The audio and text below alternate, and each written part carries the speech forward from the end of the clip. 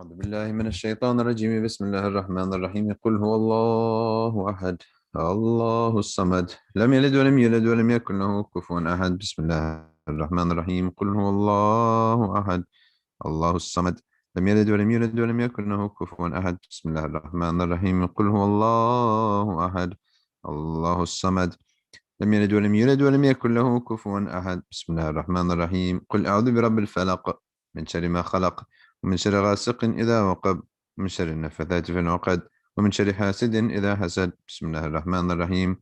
قل أعوذ برب الفلق من شر ما خلق ومن شر غاسق إذا وقب ومن شر النفثات في العقد ومن شر حاسد إذا حسد. بسم الله الرحمن الرحيم. قل أعوذ برب الفلق من شر ما خلق ومن شر غاسق إذا وقب ومن شر النفثات في العقد ومن شر حاسد إذا حسد. بسم الله الرحمن الرحيم. قل أعوذ برب الناس مالك الناس إله الناس من شر الوسواس الخناس الذي يوسوس في صدور الناس من الجنة والناس. بسم الله الرحمن الرحيم. قل أعوذ برب الناس ملك الناس إله الناس من شر الوسواس الخناس الذي يوسوس في صدور الناس من الجنة والناس. بسم الله الرحمن الرحيم. قل أعوذ برب الناس ملك الناس إله الناس من شر الوسواس الخناس الذي يوسوس في صدور الناس من الجنة والناس. بسم الله الرحمن الرحيم. قل أعوذ برب الناس ملك الناس إله الناس من شر الوسواس الخناس الذي يوسوس في صدور الناس من الجنة والناس. ربي أعوذ بك من همزات الشياطين وأعوذ بك ربي يحضرون. ربي أعوذ بك من همزات الشياطين وأعوذ بك ربي أن يحضرون. ربي أعوذ بك من همزات الشياطين وأعوذ بك ربي أن يحضرون.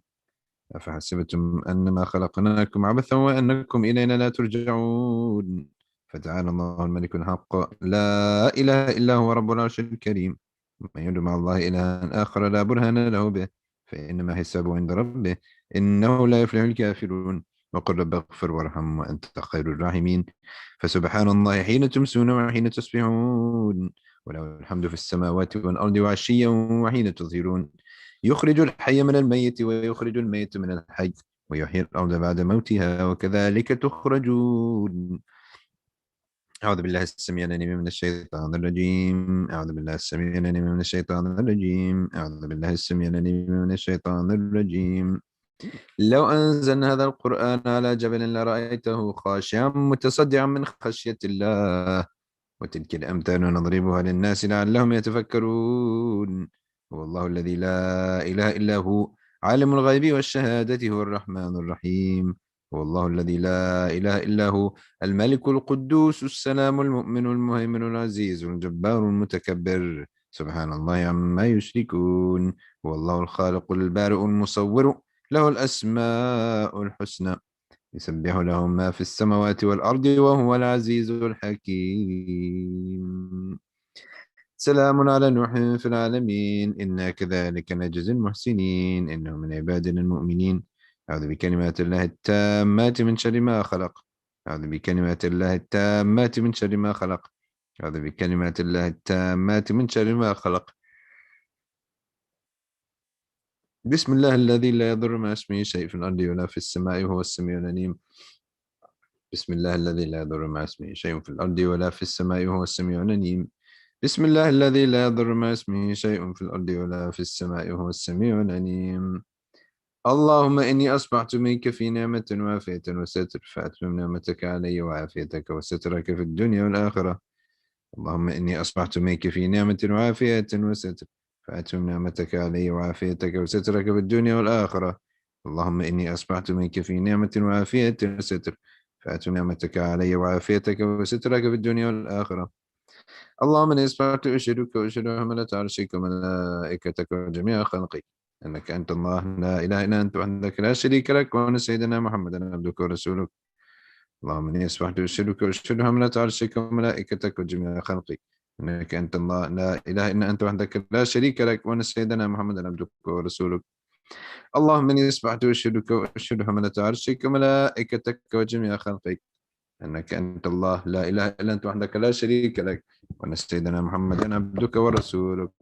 اللهم إني أصبحت أشهدك وأشهد حملة عرشك وملائكتك وجميع خلقك إنك أنت الله لا إله إلا أنت وحدك لا شريك لك، وأن سيدنا محمدا عبدك ورسولك. اللهم إني أصبحت أشهدك وأشهد حملة عرشك وملائكتك وجميع خلقك أنك أنت الله لا إله إلا أنت وحدك لا شريك لك، وأن سيدنا محمدا عبدك ورسولك. الحمد لله رب العالمين حمدا يوافي نعمه ويكافئ مزيدا. الحمد لله رب العالمين حمدا يوافي نعمه ويكافئ مزيدا. الحمد لله رب العالمين حمدا يوافي نعمه ويكافئ مزيدا. آمنت بالله العظيم وكفرت بالجبت والطاغوت واستمسكت بالعروة الوثقى لا انفصام لها والله سميع عليم. آمنت بالله العظيم وكفرت بالجبت والطاغوت واستمسكت بالعروة الوثقى لا انفصام لها والله سميع عليم. رضيت بالله ربا وبالإسلام دينا وبسيدنا محمد صلى الله عليه وآله وسلم نبيا ورسولا. رضيت بالله ربا وبالإسلام دينا وبسيدنا محمد صلى الله عليه وآله وسلم نبيا ورسولا. رضيت بالله ربا وبالإسلام دينا بسيدنا محمد صلى الله عليه وآله وسلم نبيا ورسولا. حسبي الله لا إله إلا هو عليه توكلت وهو رب العرش العظيم.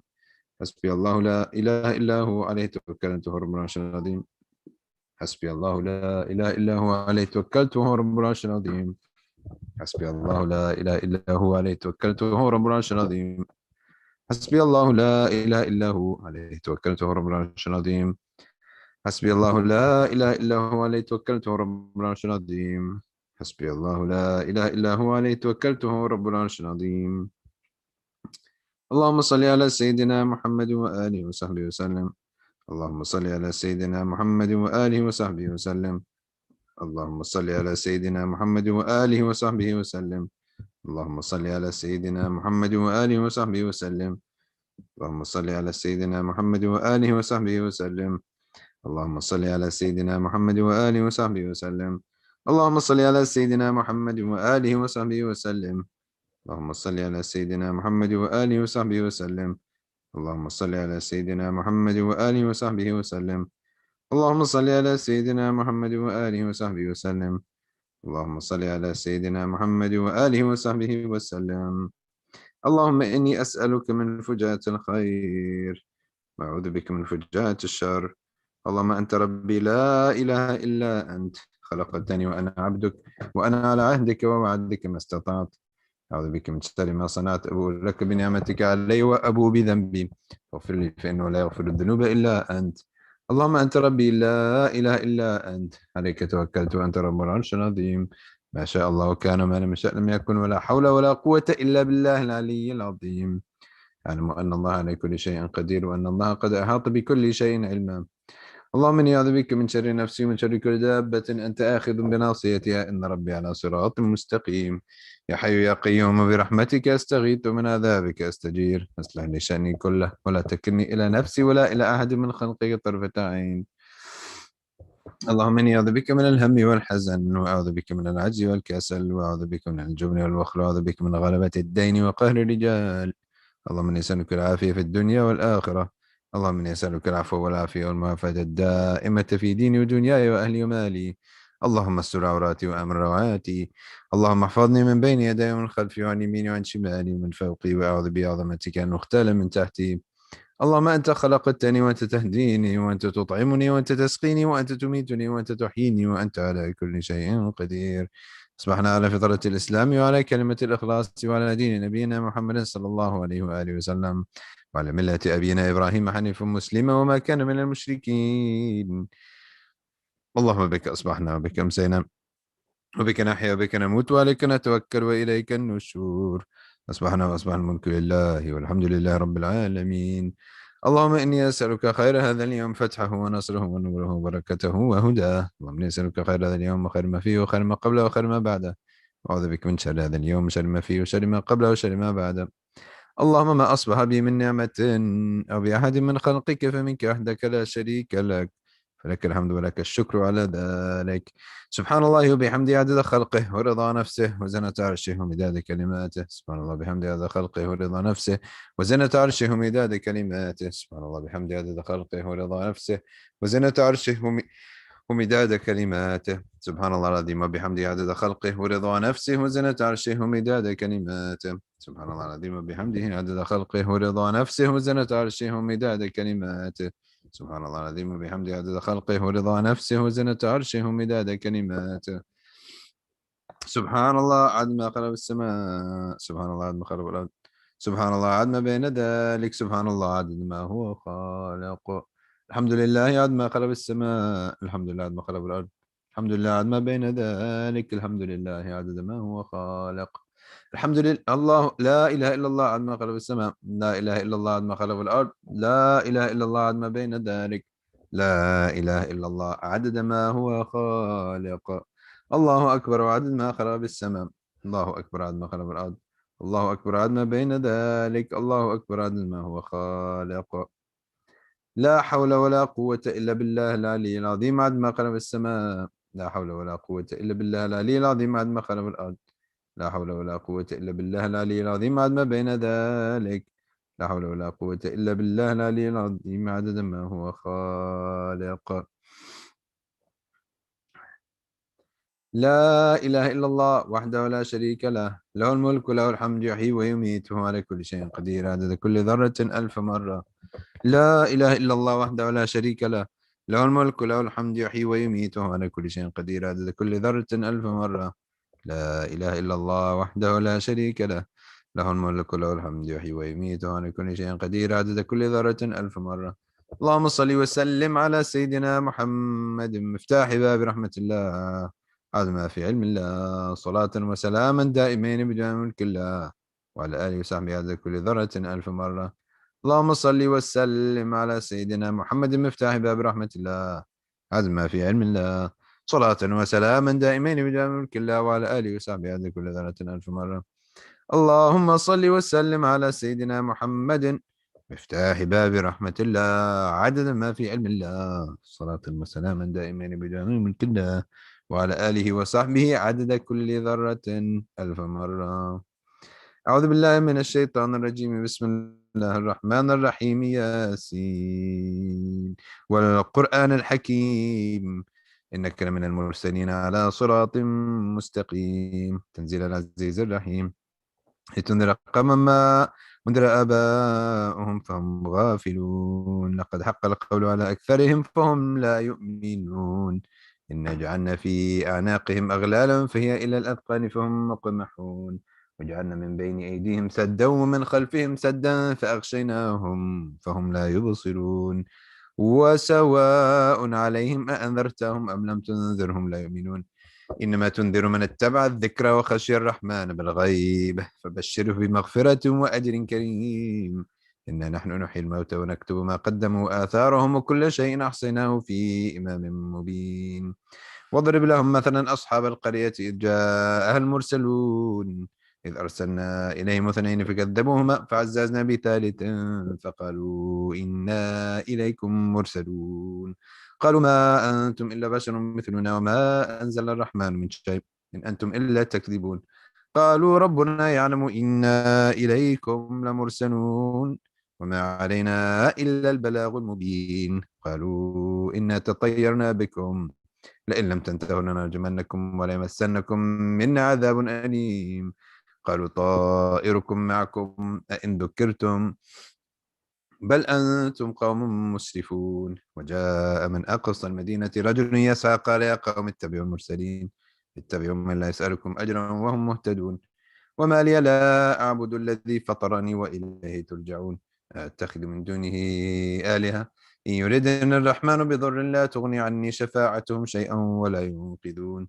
إني إذا لفي ضلال مبين، إني آمنت بربكم فاسمعون، قيل ادخل الجنة، قال يا ليت قومي يعلمون بما غفر لي ربي وجعلني من المكرمين، وما أنزلنا على قومه من بعده من جند من السماء وما كنا منزلين إن كانت إلا صيحة واحدة فإذا هم خامدون، يا حسرة على العباد ما يأتيهم من رسول إلا كانوا به يستهزئون، ألم يروا كم أهلكنا قبلهم من القرون أنهم إليهم لا يرجعون، من كل لما جميع لدينا محضرون، وآية لهم الأرض الميتة وأحييناها وأخرجنا منها حبا فمنه يأكلون،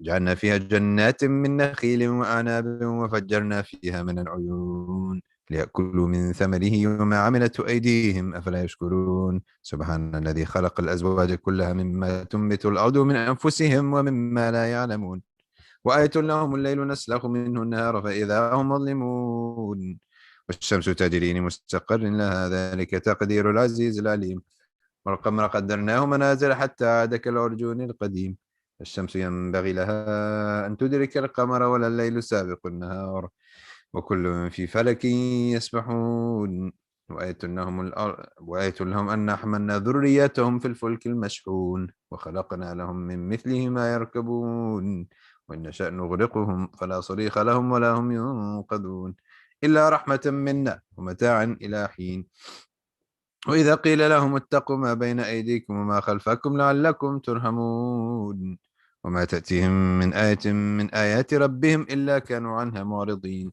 وإذا قيل لهم أنفقوا مما رزقكم الله قال الذين كفروا للذين آمنوا أنطعم من لو يشاء الله أطعمه إن أنتم إلا في ضلال مبين ويقولون متى هذا الوعد إن كنتم صادقين ما ينظرون إلا صيحة واحدة تأخذهم وهم يخصمون فلا يستطيعون توصية ولا إلى أهلهم يرجعون ونفخ في السور فإذا هم من الأجداث إلى ربهم ينسلون قالوا يا ويلنا من بعثنا من مرقدنا هذا ما وعد الرحمن وصدق المرسلون إن كانت إلا صيحة واحدة فإذا هم جميع لدينا محضرون فاليوم لا تظلم نفس شيئا ولا تجزون إلا ما كنتم تعملون إن أصحاب الجنة اليوم في شغل فاكهون هم وأزواجهم في ظلال على الأرائك متكئون لهم فيها فاكهة ولهم ما يدعون سلام قولا من رب رحيم سلام قولا من رب رحيم سلام قولا من رب رحيم امتازوا اليوم أيها المجرمون ألم أعهد إليكم يا بني آدم ألا تعبدوا الشيطان إنه لكم عدو مبين وأن اعبدوني هذا صراط مستقيم ولقد أضل منكم جبلا كثيرا أفلم تكونوا تعقلون هذه جهنم التي كنتم توعدون اصلوها اليوم بما كنتم تكفرون اليوم نختم على أفواههم وتكلمنا أيديهم وتشهد أرجلهم بما كانوا يكسبون ولو نشاء لطمسنا على أعينهم فاستبقوا الصراط فأنى يبصرون ولو نشاء لمسخناهم على مكانتهم فما استطاعوا مضيا ولا يرجعون ومن نعمره نركزه في الخلق أفلا يعقلون وما علمناه الشعر وما ينبغي له إن هو إلا ذكر وقرآن مبين ينذر من كان حيا ويحق القول على الكافرين أولم يروا أنا خلقنا لهم مما عملت أيدينا أنعاما فهم لها مالكون وذللناها لهم فمنها ركوبهم ومنها يأكلون ولهم فيها منافع ومشارب أفلا يشكرون واتخذوا من دون الله آلهة لعلهم ينصرون لا يستطيعون نصرهم وهم لهم جند محضرون فلا يحزنك قولهم إنا نعلم ما يسرون وما يعلنون أولم يرى الإنسان أنا خلقناه من نطفة فإذا هو خصيم مبين وضرب لنا مثلا ونسي خلقه قال من يحيي العظام وهي رميم قل يحييها الذي أنشأها أول مرة وهو بكل خلق عليم الذي جعل لكم من الشجر الأخضر نارا فإذا أنتم منه توقدون أوليس الذي خلق السماوات والأرض بقادر على أن يخلق مثلهم بلى وهو الخلاق العليم إنما أمره إذا أراد شيئا أن يقول له كن فيكون فسبحان الذي بيده ملكوت كل شيء وإليه ترجعون آمنت بالله صدق الله مولانا العظيم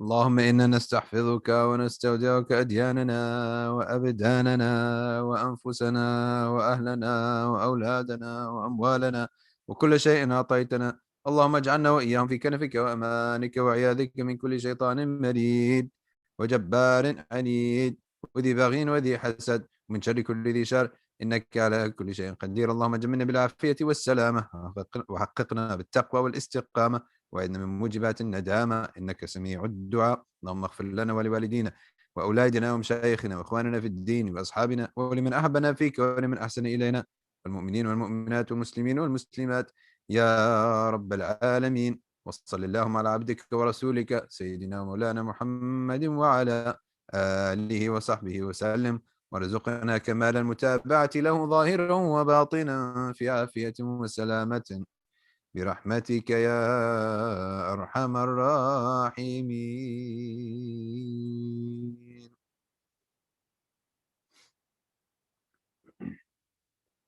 الحمد لله، الحمد لله والصلاة والسلام على رسول الله وعلى آله وصحبه ومن والاه.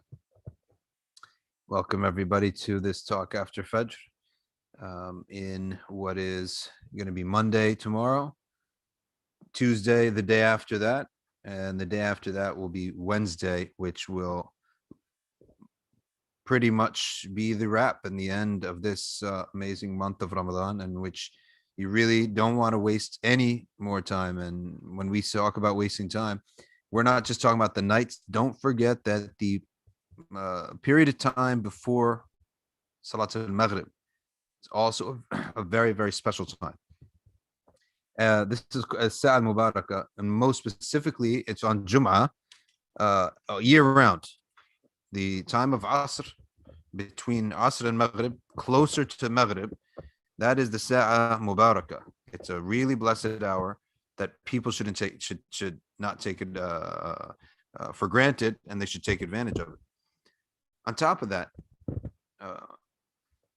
people, anytime that you feel that there is some kind of a weakness and some kind of a lethargy and some kind of a lack of motivation, there's a simple solution to that. Then there's a simple cause, and by knowing the cause, we know the solution.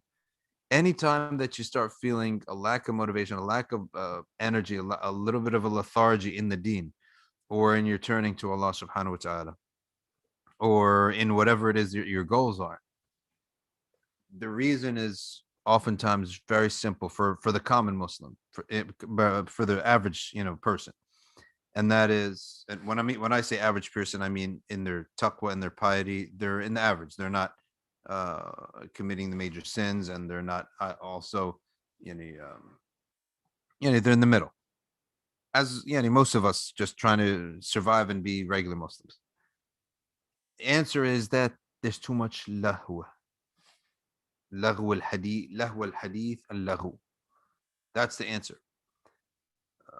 The reason that that motivation goes down is because the light's not shining through. Why is the light not shining through? Too many clouds.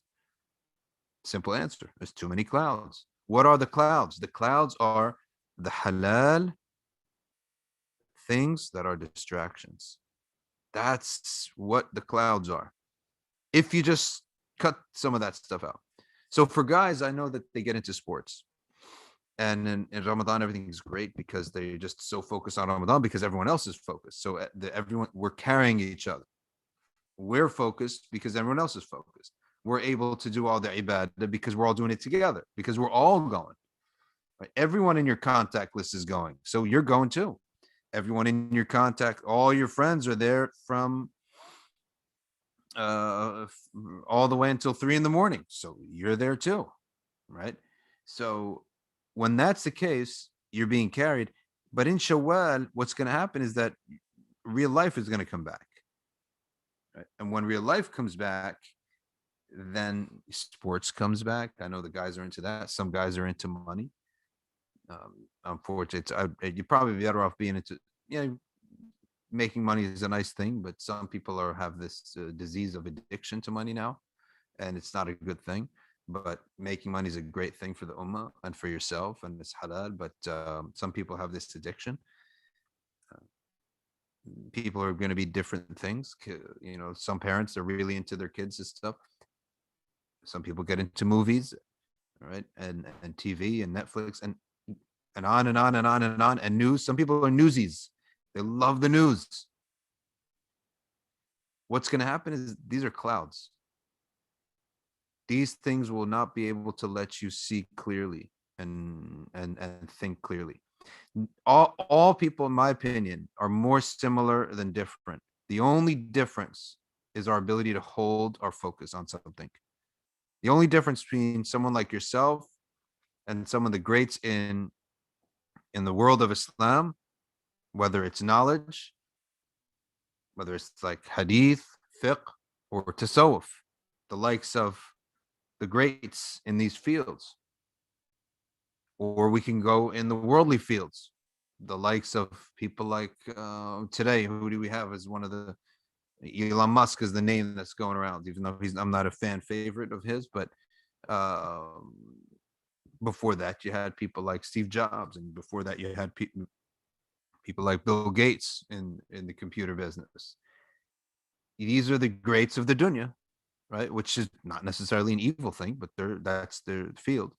And you have the greats in the deen, Abu Hassan al-Shadhili and Abdul Qadir al-Jailani, and then the great imams, and all and all these super achievers. You have to understand there's truly no difference between them and everyone else in their composition as human beings. The difference is in a habit that they got used to. And all successful people, the Prophet ﷺ said, "An-nasu ma'adin. خيرها في الإسلام في الجاهلية خيرها في الإسلام." This is an amazing hadith, right? الناس معادن. People are like elements. They're like elements. The best of them in Jahiliyyah are the best of them in Islam. So what is this telling us? It's telling that there is something neutral about people. It's a neutral factor. They either use it for the good or they use it for the bad. But what makes people great or not great, it's a neutral factor. It's something outside of the realm of iman. Iman will either take you to the stars, and kufr will take you into the abyss. But you'll be really good at going into the abyss, or really good at going up to the stars. And what is this that thing that I'm talking about? It's focus. That's what it is. It's the ability to hold your focus on one thing until you fulfill it perfectly. That's the difference. And our enemy, when it comes to focus, is lahu. And the reason some people are focused and some people are not focused, goes back to one thing. Goes back to the object of their focus. Whether or not it is great to the point it's so great and so compelling, the object of your focus, that in your mind it becomes worth sacrificing everything, and nothing can match the attainment of that desire. In other words, they think big. They think something that truly is going to tickle their souls, and is going to be, as Habib Omar puts it, عظمة المقصود. تأمل عظمة المقصود. They constantly contemplate and imagine the greatness of what their goal is. Because they have a goal that on the inside, it truly takes them beyond happiness, like to ecstasy. They sacrifice everything for it. And they don't even feel that they're sacrificing everything. They just, what they're seeking is so amazing in their view, and to them, it puts them in such an ecstatic state, an unreal state, like this isn't real life, pinch me type of state. They're able to just keep their mind on that and focus. That's the only difference in my belief. I truly believe that that is the only difference. And many others have, and I've come to this conclusion because so many others have said this. So many others who have studied, and I always think about, why is it there are winners in life? They win so big And there are others who don't even know which way is up. What is it? It's not just hadh, and yes, of course, everything is qadr and qada and hadh. Everything is, right? Including the law that we're searching and the factor that we're searching that makes certain people great and other people's not. It's not just random. There is no randomness. There must be something. There must be, and it's got to be simple too, because that's the nature of creation. The nature of Allah's creation is something that it's going to be simple, but we got to figure out what it is. And if you look at your own life, anything that you succeeded at, you held your focus. You held it. And by holding down your focus and your ability to do one thing, you do it. It could be something as simple as getting an A in a marking period. I remember for me, physics was an intimidating subject. And I placed into it a little earlier than my age. And there were only 4 of us in the entire class who placed into physics from our age. So they put us all in the same class. And I thought to myself, if I'm going to do this, there's only one way I'm doing this. I have to place out of the final exam. There's no way I can take this final. I'm going to get crushed in this final exam. This final exam is cumulative the entire year. It was so intimidating, finals.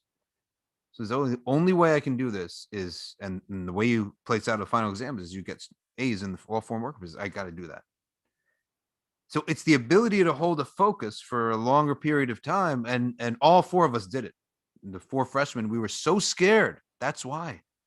Not not a lot of the actually we weren't freshmen at the time. We were juniors, but we placed into the senior class. Not a lot of the seniors did it because seniors weren't that afraid. We were afraid. So we all like sort of pulled together and made sure that none of us like fell off the boat. I'm sure, I mean, that's a silly example, but there are so many other examples, and I'm sure you know that you have examples of that. It wasn't nobody smarter than anyone. There is, of course, tafawut, differences in the IQ, but overall, pretty much most people are in a range. It's the ability to hold a focus. And that's what it is. You can't hold a focus if your object of focus is not worthy. And because people are afraid and they have they don't have the strength of iman to believe that Allah will be generous to them. That's the problem. So they end up having a focus that's dani, a low object, having an object and a goal that's low. They have a goal that's low and they get bored really quickly. And when you get bored really quickly, what do? You scroll. You just, I mean, do you ever think, what am I doing? I mean, going from app to app to app to app. How is this going to benefit me? This is not going to benefit. What am I doing? I don't have any goal here. I don't have any him. I don't have any. What am I doing with my life here? Is one of the beautiful things about this month is that Allahu and Allahu is really almost collectively by the community shunned. This is not the month. If someone sends you a month something, a funny video, it's not the time for this, right? Someone sends you sports news, and not the time for this, right? Or, I'm just giving in general. Someone sends you, one of these things that it's not the time for that, right? It seems off. It seems like the whole community would just not do it.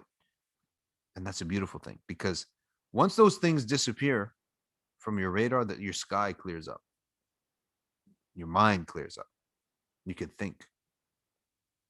You can hold down your fort. Now, I want to say something here that for every Muslim that's developing, we need to have a strong iman, and a strong iman requires a strong ability to recite the Quran. This is going to take a person's clear their sky so well.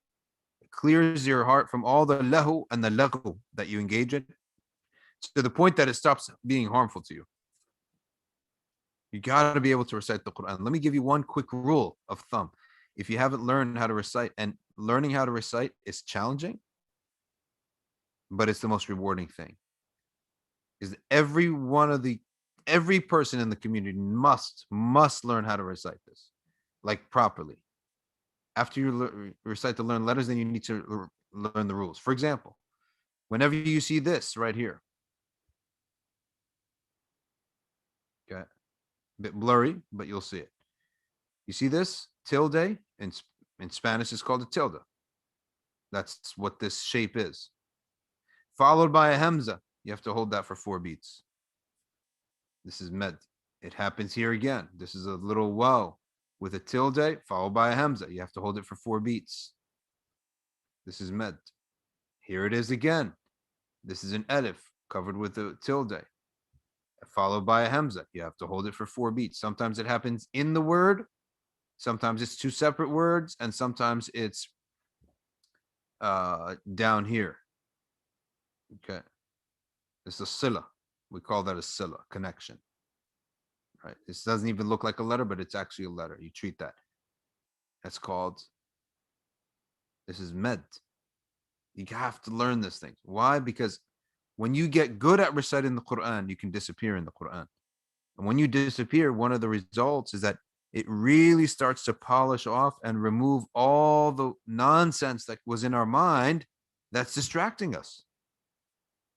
I believe that Iblis loves this. He loves for you to just go from, you're just grazing on nonsense material. And I catch myself doing this, and I ask myself, what is this going to get you? And I'll tell you what most people have. They have a disease. It's called the fear of missing out. This is a disease. It's an epidemic.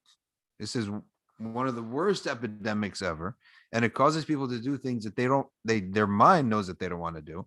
They probably don't want to do it, but they have to do it because they're afraid of missing out. I have to see what so-and-so said. I have to see who replied to me. I have to see who's texting who. Well, I have to see what's happening in the WhatsApp group. I got to go, and I got 57 missed messages from the WhatsApp. Oh, I have to read them. Don't we think? Most people don't think. What a waste. Where is this going to get me? Give me an objective proof that this is going to get you anything. It's not going to get you anything. All right. So you missed out on a conversation. So what are you after? Are you after, everyone's after something. And actually, I should take that back. Some people, they're not after something. So they just succumb to fear of missing out. And that's what they do with their whole life, is just making sure that they don't miss out. But you ask them, what is your personal goal? Because that's what's going to define your priorities. And it's going to give structure to your life, and it's going to give clear direction. You're going to know exactly what I'm going to do and what I'm going to eliminate from my day and from my time. Everything that fills my little list of goals is going to be accepted. Anything that negates it is going to be rejected. And anything that doesn't help, is neutral, is going to be ignored. Right? Then we can make quick decisions, real quick decisions. Right? Someone's talking and bringing up a subject and wants to get me involved in a discussion. I ask myself, does this benefit? Where's the benefit in this? Is it going to suit my goals? Yes or no? Or is it like part of the deen? I have to do this. If the answer is no, I'm not going to get involved. Simple as that. There's no fear of missing out. Fear of missing out should be missing out on your own goals, on your own, what you're aiming for. That's what you're going to miss out on. And that's really just the difference between the achiever and the non-achiever. The achiever, he has a goal. And that goal, it can only hold your attention if it's big enough, if it's amazing enough, that it puts you in a state of ecstasy. Otherwise, you'll sell it. Simple as that. If it's like, oh, it's a goal. What kind of goal? It's a goal that makes me nominally excited, happy / maybe a little bit excited. You'll sell it. You'll sell it off. It's not worthy. It's not worth it. It's not something I really care about. It must be something. You're going to say, the next thing you're going to say is, it's impossible. What I really, really, really want is impossible. Well, I want you to do something. I want you to just, next time you have a chance and it's quiet, you just imagine yourself standing in front of the throne of Allah. This, I'm telling you, oh, there's nothing like this. You imagine yourself standing in front of Allah's throne and there's no one else. Your Lord is telling you, be honest. What's deep down inside of your heart? Ask it. See what happens. Bring it. What do you want? This is the best way to transform a person's deen. Allah Himself says, قُلْ مَا يَعْبَأُ بِكُمْ رَبِّي لَوْلَا دُعَاؤُكُمْ. قُلْ مَا يَعْبَأُ بِكُمْ رَبِّي لَوْلَا دُعَاؤُكُمْ. Say, my Lord will give you no heed, no attention. You're not worthy of any attention except when you make dua. It's only because that you ask, you're worthy of attention. But you can't limit your asks, and that's why people don't get motivated, because their ask is so limited. What's it limited by? It's limited by, well, what's so and so gonna say? What's she gonna say? What's he gonna say? Well, it's not practical. Well, I would need to have a lot of money first. Well, you gotta have a lot of money. You need to have the money for that. I would need to, so and so might be upset by that. Well, it's not practical. It's not logical. You're putting all of these factors in front of Allah. These factors are nothing. This is why the Prophet ﷺ talked about travel.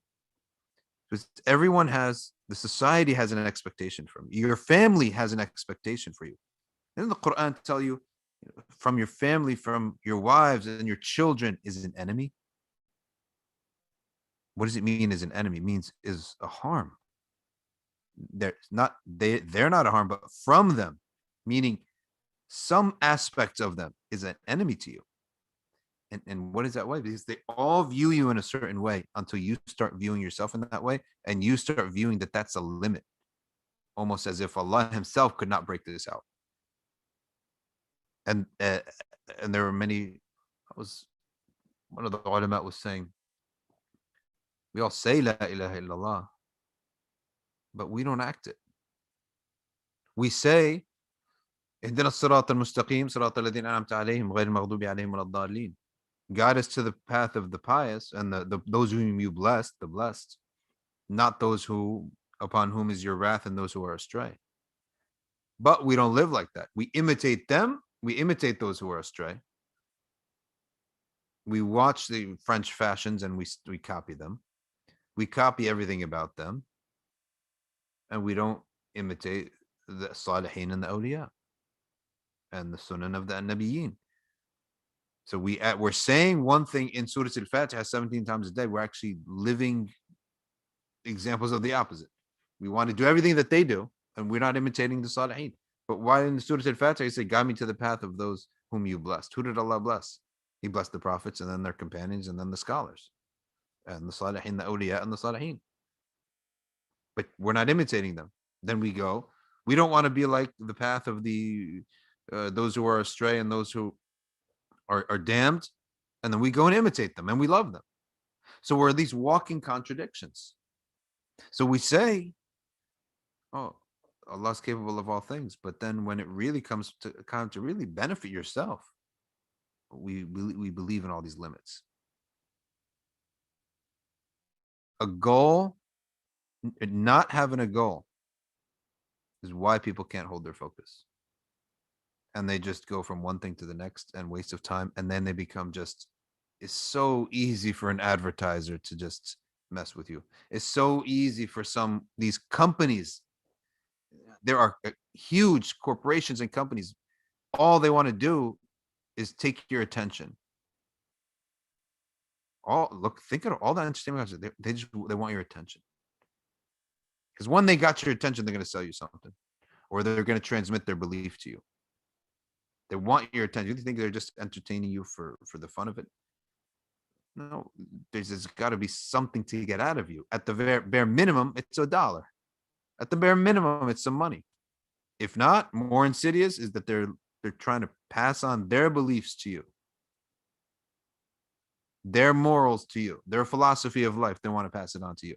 So they could lure you in, make you laugh a little bit, make you amazed at their graphics and their CGI, and then they'll tuck their belief in and tuck in whatever they really want from you. So they want something from you. Humongous corporations are working just to get your eyeballs and your mind and your time. If you don't have something that you're shooting for and you're going for, you're just gonna be a sucker to these people. They will take you because you've left a gap. You've left a gap inside yourself. Sayyidina Musa alayhi salam, when Allah subhanahu wa ta'ala pulled him out of Egypt and he went to Midian, he was just herding sheep and goat for 10 years out with no human beings. Notice, Allah took him away from the world of human beings. Why? Because human beings, they're going to have an image of you and you're going to buy into that image. And we've seen it. Most movements, their actual name of their movement that they take for themselves is the name that their enemies gave them. They internalized it. So just as Malcolm X said, if you don't choose your leaders, your enemy will choose your leaders for you. Likewise, if you don't direct your attention somewhere and hold it, someone will tell you what to pay attention to. And that's what's happening. And one of the things that we have to tell the youth, I think the adults need to hear it too, but the youth, is we need the youth with goals. I don't care what the goal is, to be honest, deen or dunya. It's got to be something of the deen, of course, but it doesn't matter. If you have a youth, for example, who gets obsessed with coding, that youth is going to make sacrifices in order to learn how to code. That youth is going to be focused. He's going to be directed. If you're focused and directed, that youth is not most likely not going to get involved with the wrong crowd. Most likely not going to be wasting time on YouTube. Most likely not going to be just wasting their life away. And this is one of the mistakes parents have to be very careful of when they teach about zuhd and dunya. Because you might pass on the wrong message that the only worthy goal to have must be a spiritual, otherworldly goal. Well, we know that that's, in a sense, it's true. But in a short-term sense, it's not true. It's not, it's a wrong teaching. So what if he's not there yet? So basically he won't have any goals. He'll think that if my goal, if being a heart surgeon, that's dunya, which is false. It's not dunya, right? It's in the world, so it's limited in that respect, but it's not the negative dunya. The negative dunya is that what distracts you from Allah. So when you see youth, you have to ask them, I hope there's something else besides football that you care about. Is there anything else? Right? There's got to be. You got to get interested in something. It's got to be something of the deen and something of the dunya. If it's of the deen, it could be, for example, learning fiqh, or it could be that you love dhikr, or they could be hifd al-Quran. Got to be something there. And how do you do that? You take them to a class, because in the class, you'll see other youth doing it. And they compete with each other in a positive way. And they inspire one. And you'll see older guys. I mean, that's one of the best things. 13, 14, 15-year-olds kid. And he's looking at the 19-year-olds and the 20-year-olds. And they're like talking about fiqh and talking about, I want to go to Tarim and I want to go to this and we're going to take a Umrah trip. And the 15-year-old's looking at this. He's not saying anything, but he's watching. He likes those guys. Those guys are cool. He wants to be like those guys. Those guys are great examples. And he wants to slowly be like them. He won't say it, but it'll slip in his heart, into his mind. So that's how you create interest in something. There are intensives. If there are classes, intensives on worldly subjects, dunyawi things, so that they can't be these bums that Leonard Sachs talks about. What is going on? It's very simple. It's the same theme that I've been saying almost like for the whole month now. It's all about having a goal. It's all about having a goal. Then you can hold your focus. Then you can eliminate that which doesn't benefit your goal. There's nothing more special to see than a young person that's dedicated. And by the way, it has nothing to do with age. You might be 45, you might be 50, you might be 36 or 28, and you never thought about this before. This is the first time you're hearing. You could be 52 years old, the first time you're hearing about it. And you're like, wait a second, I can do this. And this, I'm telling you, will make you so near to Allah as a Muslim, because some of this, as I said, it's neutral. The Prophet ﷺ said, the best of you in Jahiliyyah will be the best of you in Islam, which proves to us that this is neutral. It's just by human observation we can come to these conclusions. But as people of Islam, it's neutral. Something being neutral doesn't mean we take Allah out of the picture. If we did that, we're cursed. So we combine both. Somebody once asked, do people achieve success because of a certain work habit, or is Allah gave it to them? It's Allah destined it and gave it to them. Habib Omar answered that it's because of their work habit that Allah gave it to them. It's both. So we as Muslims, when we see this stuff, and it sounds like it's just neutral because it really just, you observe the world and you see this stuff. It's connected. We can't do this stuff without also turning to Allah Ta'ala. Then He'll give us the ijabah, because the barakah is in His hands. You can achieve a lot of things and be miserable, or you can achieve a lot of things and it's be blessed. That's why I say that to learn how to recite the Quran, this is one of the, it's so integral to everything that we want to do, because whenever you want to do something, you must have a lot of dua, salah on the Prophet ﷺ, and recitation of the Quran. This is what's going to get you to your goal. And if you're doing that, it doesn't matter what the goal is anymore, because you're already in the deen. Like you say, oh, well, you make sure your goal is deen oriented. Okay, that's true. Okay, what if it's not? But your person is staying away from sins in order to achieve it. They're praying to Allah in order to achieve it. They're reciting the Quran in order to get the barakah. So we tell you, you're already in the deen. If that's what you're doing, then you are in the deen. It is a matter of deen then. Even if it item on its face value is a worldly item, such as a marriage, a child, a job, a career, a skill, whatever it is. But you're staying away from sins in order to attain it.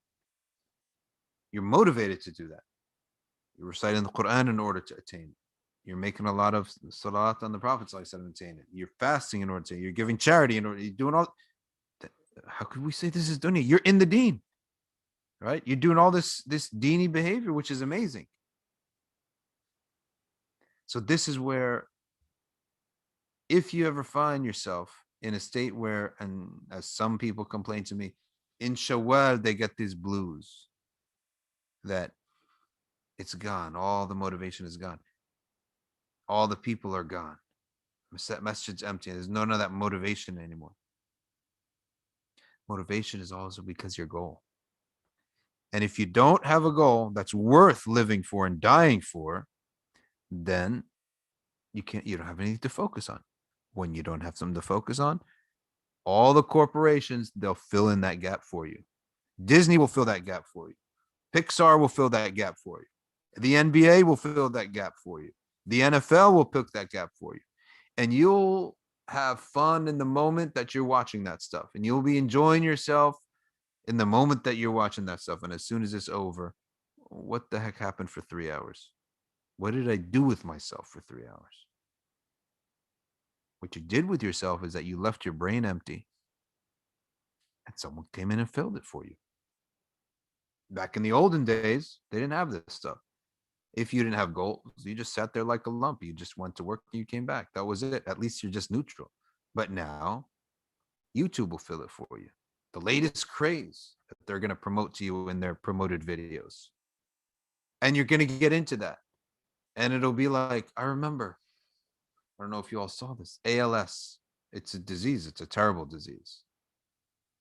And they're, raising funds by pouring cold water on themselves just to, one of these gimmicky things. And people just, oh, so and so, he did it.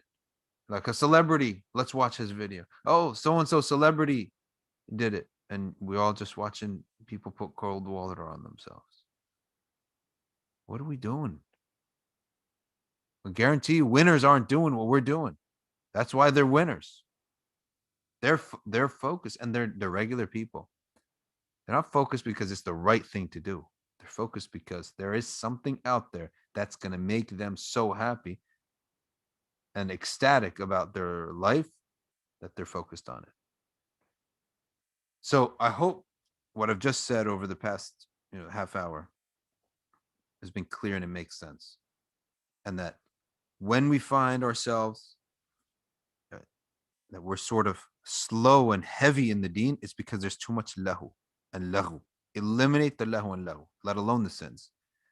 Sins can only come when the heart's already clouded up with a lot of lahu and lahu. And when the word lahu and lahu, you can summarize waste of time.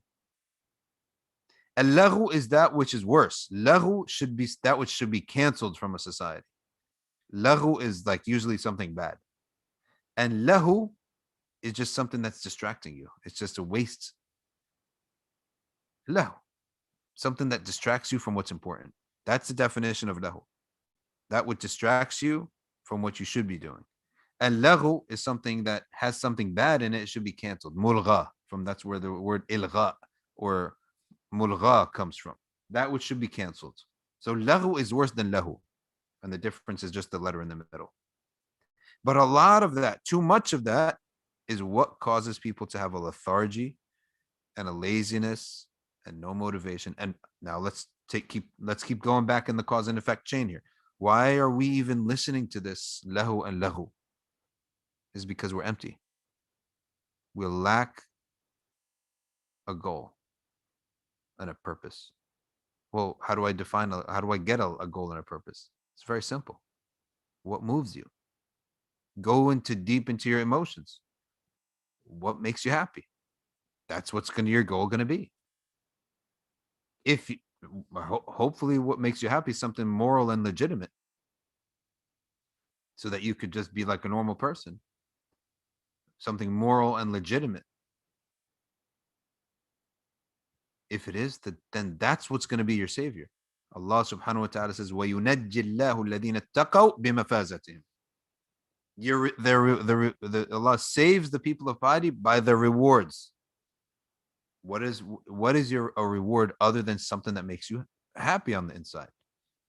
Wujud, the word for existence, also has the root or the word wajdan, which means ecstasy, an extreme happiness, like a great happiness, beyond just the word happy. So it's part of our existence to want to feel good and to be happy about things. So you see here that's the chain reaction. And I noted that you should all have noted by now that part of what I'm saying here is neutral. It's just based on observation. I mean, a kafir could say it, a Jew could say it, a Christian could put it in his sermon, and a Muslim could put it in his sermon. All this stuff about distraction and having a big goal and a focus and all that, this is neutral. But I'm telling you, well, the Prophet ﷺ told us why there's some succeed and some fail. He says, الناس معادن خيرهم في الجاهلية خيرهم في الإسلام. People are like elements. The best of them in ignorance are the best of them in Islam. So what does that prove? That proves that there's an element there that is neutral. It's a habit. That's all it is. It's a habit. And it's the habit of giving yourself something to focus on. So that's what we should take into our wind down of this month, and not be 100% dragged by the social element of things. So all of society, all the community is full of energy in the beginning of Ramadan, a little bit of a dip in the middle, and then full of energy again in the last 10 days. And then basically after the 27th night, then the masajid start to become a little bit more empty again, right? And definitely on the, well, if you put Khatm al-Quran night, yeah, that'll bring out a crowd. But is our ibadah only going to be about what brings out a crowd? So if the crowd is there, okay, then we're energized and we're good to go. And then when the crowd disappears, we're not. No, you can't be like this. The crowd's supposed to be like caffeine. It gives you an extra jolt, but it cannot be the basis of you being awake or asleep. So that in Shawwal, you completely collapse then. No.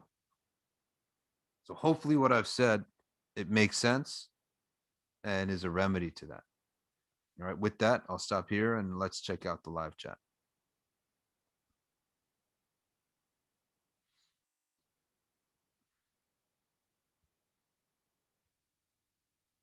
All right. A lot of salam, mashallah. A lot of salam from some of the regulars,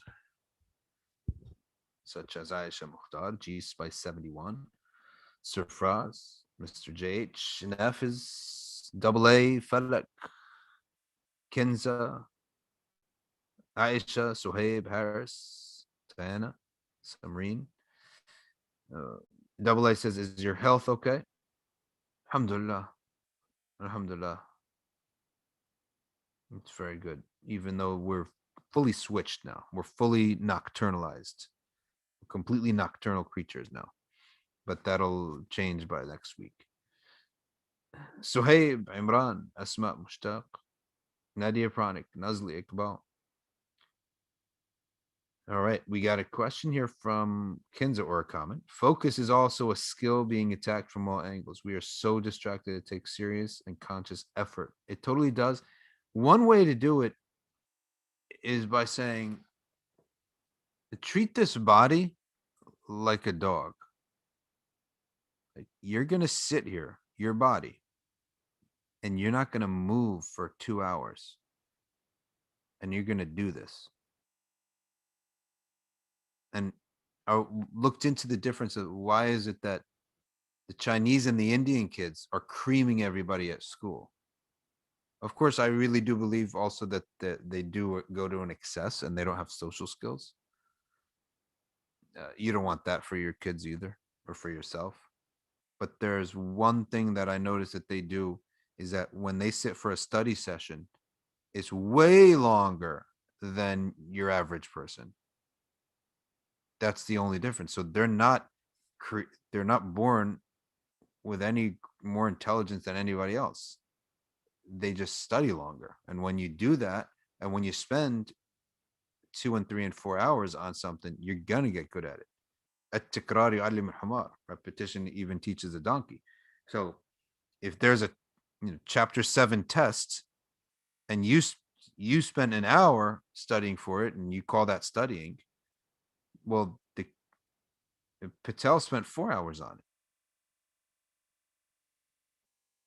So he's going to know it way better than you. He's going to literally waltz right into the exam, come out with a 97. And you eked out an 83, and you think that's like, oh my gosh, I got an 83. At least I didn't get a C. And you're like, wow, how did Patel do that? Oh, Patel just put more time into it. That's it. That's all it is. It's time. So we got to treat our dog, or we have to train our bodies. You're sitting here, you're not getting up, nothing's going to happen. And what I always tell myself is, there's proof that nothing's going to happen. The proof is that you've been to a movie before, you watched a game before. Game takes it's a 3 hour or thing. You watch a game, you say it starts at 7 and it's over by 10. That's 3 hours. Nothing happened in 3 hours. You didn't miss out on life in 3 hours. So if we're so good at lahu, but we don't good at what benefits us, then we're fools. This is what benefits us. What do you think causing the short attention span in our generation? Probably too much affluence and too much success. That's my opinion. And by the way, we talk a lot about the Indian and the Chinese, how they're creaming everybody. Don't worry. No, they're suffering now too. They're so successful now. Their next generation are rotten. They're completely rotten. Who's going to take over next is um, the children of your housekeeper. That's who's next on the radar, because they're so sick of the idea that their parents are these day laborers that nobody respects. I've seen it. They're disgusted by it, right? They're embarrassed by it. I've seen some of the amazing achievers work ethic because they grew up and mom is the cleaning lady and dad goes out and he's like mowing the lawns for people. And she's living in a rotten little apartment and she's watching. She sees this. She's not stupid. And she goes on to be extremely successful, right? Why? Because you're driven by a horror. It's terrible, right? That people look down on your parents like this and they have to do this tough work every single day, right? Repetitive, right? It's mind numbing. And then you need nothing out of it. So I think that the Chinese and Indian very slowly, yes, they have their heyday of success. Very slowly, they're on the way out. They're affluent now, and the next group coming in is going to be the Ecuadorian kids and the Mexican kids. They're going to cream people. Trust me, they're on the way to that. But we can engineer this stuff. We don't have to wait until something terrible happens to our community and we're collectively miserable, so miserable that we start devoting ourselves to make ourselves better. We can engineer this stuff. It's very simple. If there's an exam, the body doesn't move for 4 hours. If you're learning to read Quran, you sit down and you say for the next 2 hours, when from 11 o'clock to 1 o'clock, this body is not moving unless there's like I need to just get up, get my blood flowing, go to the bathroom, make wudu, or come back. I don't care what happens. The phone is going to the side, the TV is going on the side. If the neighbor comes to, can we go biking? Oh, we're all going on an amazing trail. The answer is no. And you start with an hour, then hour and 15 minutes, then 2 hours, 2.5 hours. Once you start seeing the results, you realize you buy into it. And when it comes to the world of tasawwuf and the heart, they're ibadah like that. Recite the Quran for that amount of time. You recite the Quran and you say, well, I try to recite the Quran, I don't really get the benefits. But you didn't recite enough. You can't jog for 10 minutes and say, I didn't lose weight. Oh, I jogged 10 minutes a day. I didn't lose weight. 10 minutes a day? 10 minutes a day is 2 Skittles. That's 2 bites of macaroni and cheese. You take 2 bites of mac and cheese, it's going to take you about 30 minutes to burn that off. So we're not getting the success because we won't put the time. What surahs do you recommend reciting in order to improve your focus? No specific surah. Time. I think it's the time. It's the amount of time that we devote to something.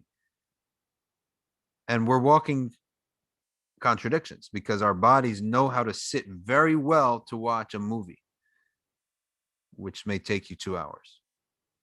Well, you search first through all the trailers and the previews for about an hour.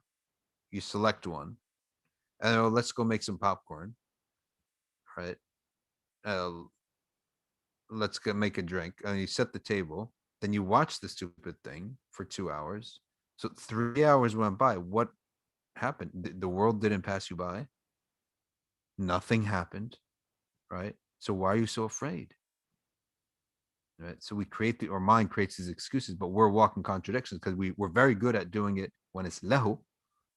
We don't do it for what benefits us. HS says, does anyone have this consistent experience that events currently occurring in their life has already happened? Maybe that's deja vu, maybe not. But Maybe that, yeah, maybe that's deja vu. I don't know. And I don't know what's the answer to what deja vu is. Harris, I mean, learning how to defer short-term rewards is the key. That's exactly it. What's the long-term reward? What's the short-term reward? Seeking the immediate reward is so common, and it's one of the affluence, the problem of the affluent, because he has the reward at his fingertips. He has the invitations, the parties. He has all that stuff. Whereas the have-nots, they don't. That Saturday comes, they're sitting, no one's calling them. They ain't invited to anything for months. It's true. They get invited to like one wedding a year. You come and live in Central Jersey, you, every weekend there's 5 different things going on. You just by virtue of being a regular Muslim that goes to the masajid, you're going to be invited to so many things that it's unfortunate, but there's going to be a time that you can say you can't. We're it's in a sense it's a huge ni'mah because we have such a great social network here. It keeps you in your Islam, and I definitely don't suggest anyone cut that off. But even that can have an excess because we just go to one party to the next, to next, to next. There's no sense of like ability to sit down for 5 hours and do something, and that could be a problem.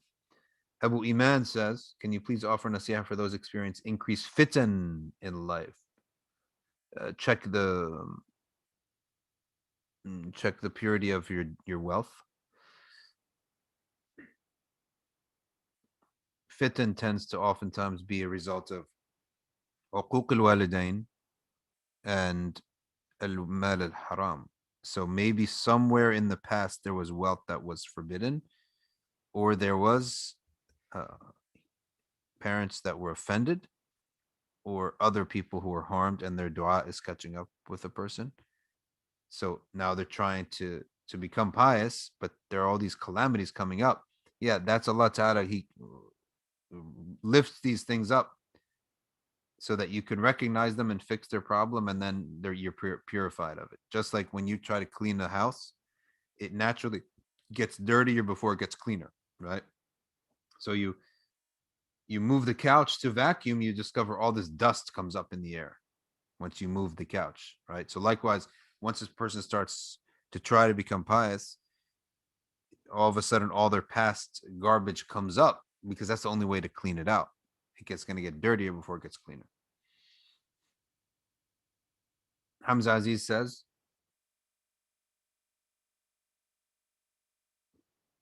okay, uh, so Hamza Aziz, all of these have been recorded separately because Zoom audio was terrible, right? Zoom audio is not meant. It's Zoom's meant for practical like business meetings, so the audio is terrible. So all of these are recorded on a separate mic with a very clear recording, and so they will be reproduced and made into a crisp playlist, and you'll all see it. It'll go out in all the messages and all the social medias. It'll be made into a whole playlist, and it probably won't be called like Ramadan talks because then some people may say, "Oh, it's not. I'll only listen to it if it's Ramadan." They may think it's limited to the month, so it'll probably just be called, some other generic title, and then people could listen to them and share them to their friends if they found something beneficial in them. Because Hamza is not the first one. I had had maybe 2 or 3 people tell me that um, it needs to be crisp, made more crisp, and there need to be thumbnails, etc. So yes, they're 100% right. But the team in Ramadan is a bit slow. Everyone's a bit slow in Ramadan. So right after Ramadan, it'll be made into a playlist, and people could refer to it after that. So thank you for that, Hamza. Fatima Bamba says Americans are not meant to sit and contemplate. We're built to distract ourselves, and sometimes for some time, and then go back to the workforce and be a slave. That's why we lose. And their forefathers were not like this. They were save money, right? Work hard, all that stuff. Where'd all that go? Right. It's gone because you have success is the first step towards failure because you get this distraction now. How do you detect if you are spending excess time toward your halal goal, like career instead of toward Allah? Well, if you use the ibadah and you use dua and recitation and tahajjud towards your goal, then you have no worries. So someone, let's say he wants to be the top surgeon. Okay, what's your method? My method, of course, is to, you know, do what everyone else does in my field to succeed. I read the journals, I go to the conferences, I talk to mentors, I do this. All right, that's wonderful. Now, if you can now start using matters of the deen, I recite the Quran daily. I make sure my money is halal. I do everything. I make dua. I pray tahajjud as a way to fulfill my goal. Then that goal is becomes a matter of deen because it's dragged you to the masajid. It's dragged you to tahajjud. So then you don't have to worry about it being a conflict between deen and dunya now. It is deen now because it's made you better.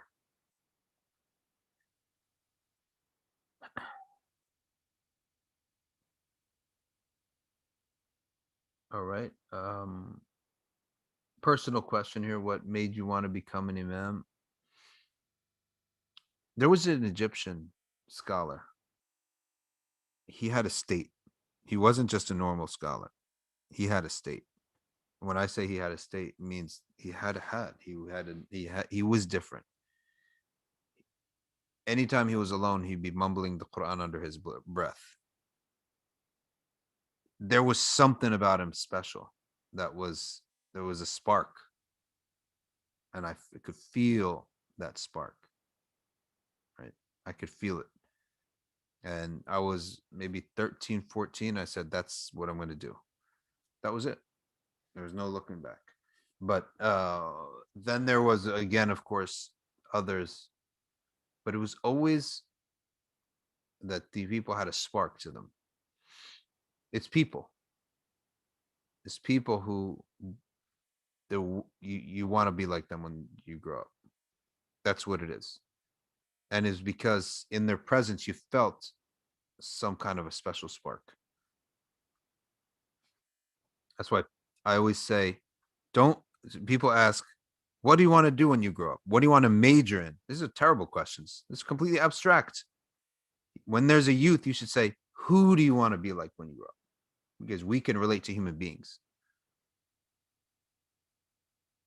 When I say, "What do you want to study?" I don't want to study anything. What kid wants to study? Period. No. What do you want to do? What kind of job do you want to grow up with? Who wants to have a job? But if you say, "Who do you want to be like?" they can answer that question. Entertainment and media, Nazli Iqbal says, is one of the biggest sources of time being wasted. 110%. These companies, they have hundreds of thousands of people in each company with millions upon billions of dollars just to steal your eyes for 2 hours. Or in the case of sports, 3 hours several times a week. In the case of the NFL, they want to steal 1 day a week from you. They want to steal a calendar day. The NFL they own a day of the week in America. Think about that. They took it from church. They defeated church. Americans used to wake up, go to church, come back, have Sunday dinner, go to sleep early. They got school the next day and work the next day. That's I guess you could say the good old days when they actually were industrious and stuff. It was pretty boring. The kids in the 50s went crazy. They became hippies because it was so boring. But that's what they were like. NFL owns a day of the week. Think about this. SubhanAllah, they own a day of the week. It's Ajib. Nafis says one technique to increase your focus is by the Pomodoro technique, where you spend 4 chunks of 25 minutes working with 5 minutes break in between, and then take a long break of 15 minutes.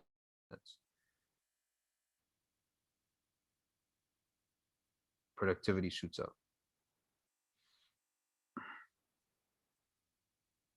Um, yeah, I mean, I'm open to all that. We do, as Egyptians, we have a another technique called itriza kursi uzakir. That's it. You slam yourself down on the chair and do your job. Don't ask questions. Don't get up until the clock says 3 o'clock. That's it. Or 8 o'clock, 7, whatever it is. So there's a lot of techniques. Ultimately, it's just willpower. It's going to be willpower. Right. But yeah, I think the Pomodoro technique does work, because even when I sit, let's say with one of my kids, and I say we're sitting down for 2 hours, not getting up, we do actually sometimes stretch, right?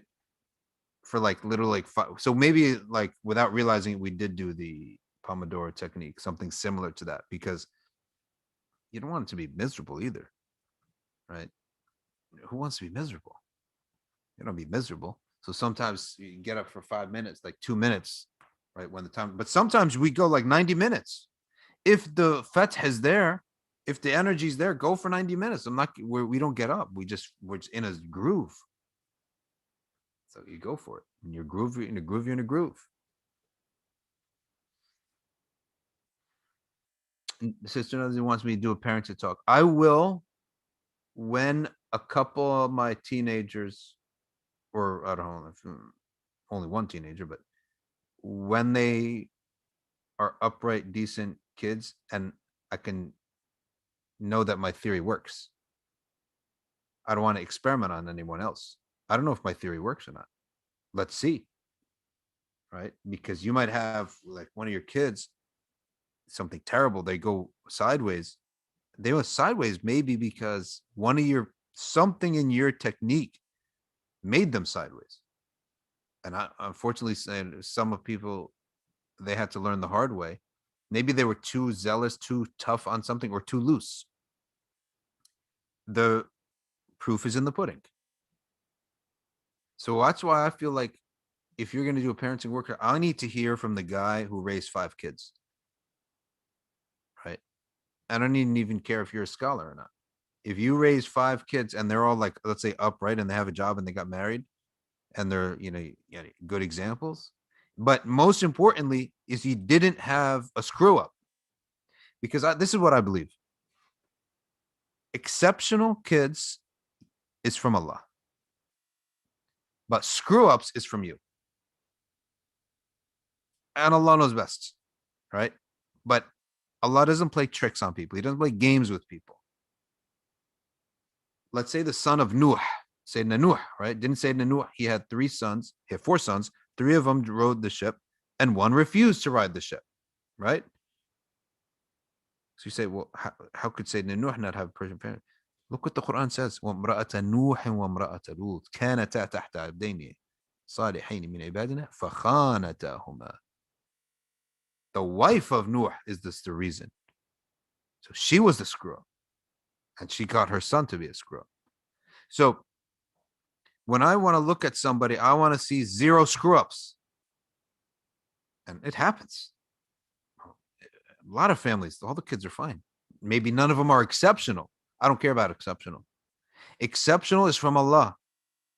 That's from Allah. Like some genius, someone super salih. That's from Allah subhanahu wa ta'ala. But the screw up, I think, is from you. That's what they say in sports. When you win, it's the players. When you lose, it's the coach. So we'll see. So I have to see if the theory works. I do have some theories. Which are based on observations, broad scope observations. Amongst them, one of the best ways is separate is to be on the more conservative side when it comes to genders, so that the girls, their friends are going to be other girls. The boys, their friends will be other boys. When the boys play, don't go and try to get attention from the girls, and vice versa. So it's a bit conservative on that side of things. But when it comes to the ages, you should mix them up. So I want the ages to be mixed up in the gatherings or in something, because that's what helps them see and get reinforcement of the beliefs and values that we hold.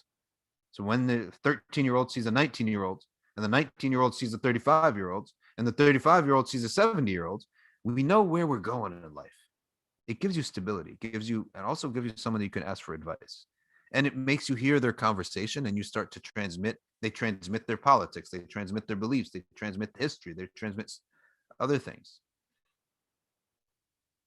So that's one of the theories, is separate the genders but mix up the ages. I don't even remember where I heard that, but it made so much sense to me, and it feels comforting too.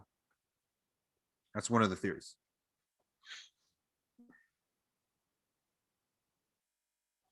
HS, life event action replay.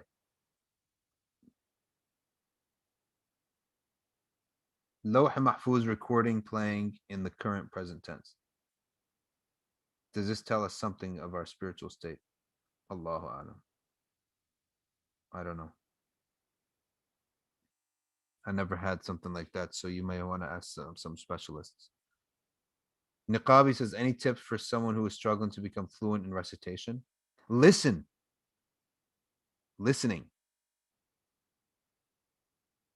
You can't recite what you don't hear. The more you listen, the more you'll hear subtle nuances in the pronunciations. So, and then you just try to imitate that.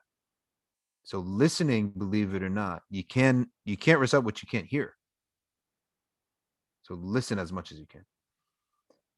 Hamza Aziz says, did you worry about rizq and marriage when treading the path of knowledge when you were a young student? No, I was absolutely reckless. That's the truth.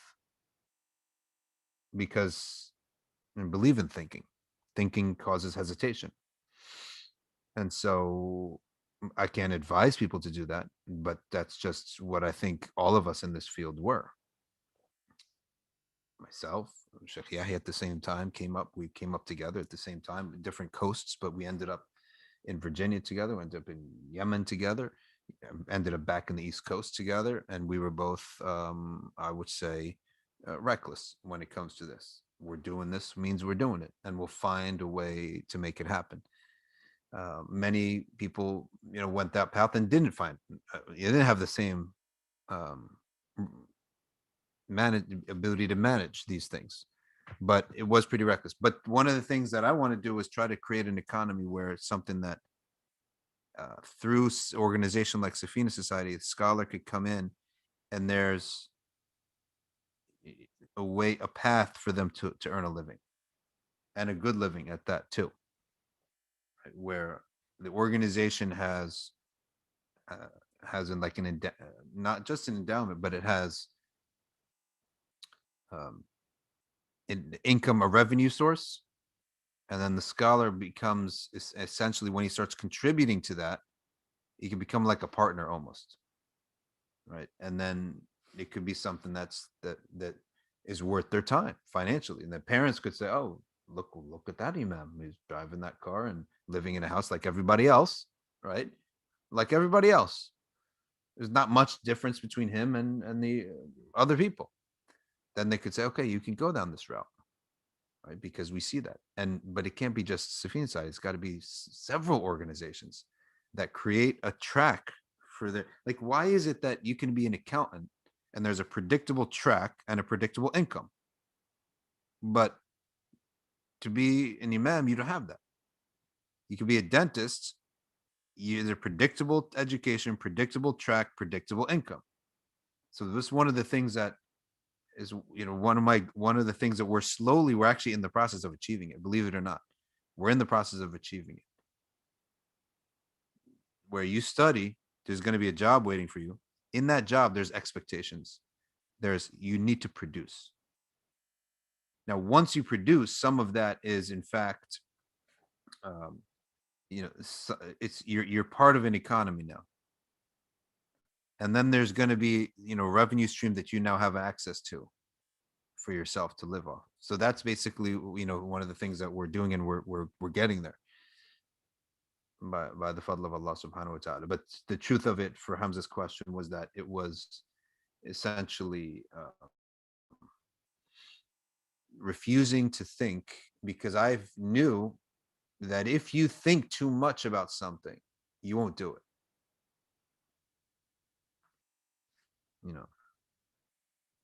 So I don't know if that's the best technique. I still pretty much have that philosophy now. All right, let's stop here. Jazakumullah khairan. A couple asked questions about the qiyamah and the end of time. That I don't really, nobody knows about those things. So all we know is what we have in front of us. We have the deen, the sharia, the commandments of Allah in front of us, and the challenges, and that's all we have to worry about. And the qiyam and the end times, that'll take care of itself. And if we do the right thing, and our heart's in the right place, then Allah will take care of us. Thank you all very much for listening and being really stimulating here, right? So you have to understand you're part of the stimulation. If there aren't 50 people watching and so many people asking questions, then we wouldn't do these things. So barakallahu fikum, subhanakallahumma wa bihamdik, ashhadu an la ilaha illa anta, nastaghfiruk wa natubu ilayk, wal asr, innal insana lafi qusr, illa alladhina amanu wa amilu salihat, wa tawasaw bil haqq, wa tawasaw bis sabr. Wassalamu alaikum wa rahmatullahi wa barakatuh.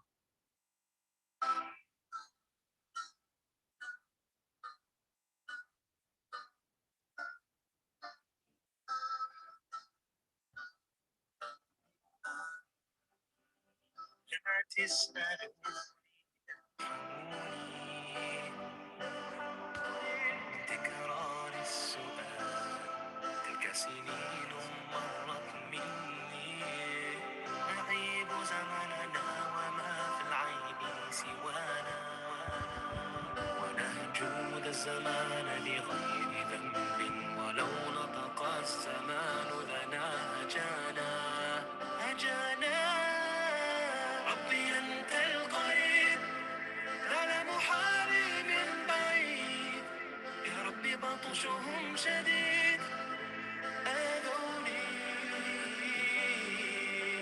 ربي أنت القريب لا لا محارب من بعيد يا ربي بطشهم شديد آذوني Allah, you know what I need when I'm praying down on my knees. I'm begging you, Allah, please take me to heaven.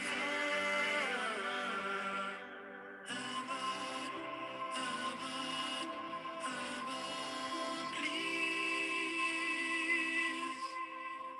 No love, no friend, no one to lean on. You would have found me there alone. You're my only strength I lean on. Lost, now I'm found, and freedom we live for. I'm so thankful to be here now. My only fear is to lose control. ربي أنت القريب لا لا محارب من بعيد يا ربي بطشهم شديد ربي أنت القريب لا لا محارب من بعيد يا ربي